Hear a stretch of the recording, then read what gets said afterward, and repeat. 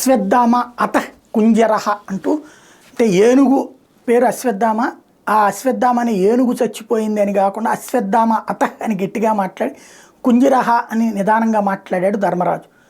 ఆ విధంగా ఆ రోజున ద్రోణుడు తన అస్త్రాలు వదిలేసి తల నరికించుకున్నాడు.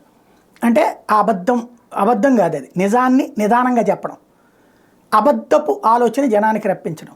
ఇప్పుడు మొన్న పవన్ కళ్యాణ్ గారికి సంబంధించి 3వ వంతు సీట్లు అని అందరూ భావించారు. తీరా చూస్తే రాబోయేటువంటి ఎన్నికల్లో 3వ వంతు సీట్లు అన్నారు తప్పించి ఇప్పుడు మాత్రం 3వ వంతు సీట్లు కాదన్నటువంటిది అప్పుడే రాసుకొచ్చేసారు పత్రికలు, ఈనాడు, జ్యోతి, సాక్షి ముగ్గురు కూడా. కానీ వాళ్ళ పార్టీ నేతలు లేదు 3వ వంతు అడుగుతున్నారు. తర్వాత జ్యోతిలో 64 అడిగారని వచ్చింది. తీరా చూస్తే ఇప్పుడు జ్యోతిలో ఏమొచ్చింది, 32 అడిగారు, 20 ఇవ్వడానికి చంద్రబాబు ఓకే అన్నారు, ఇద్దరి మధ్యన 20కి ఓకే అయిపోయింది.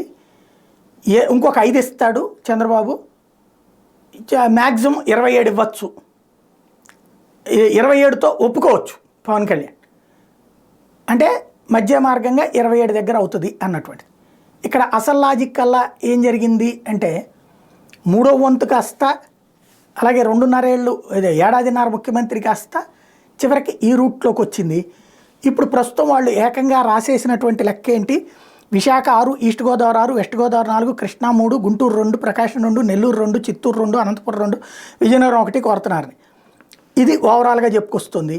మరి అది యాక్సెప్టబుల్ కాదన్నటువంటిది భవిష్యత్తులో తేలుతుంది.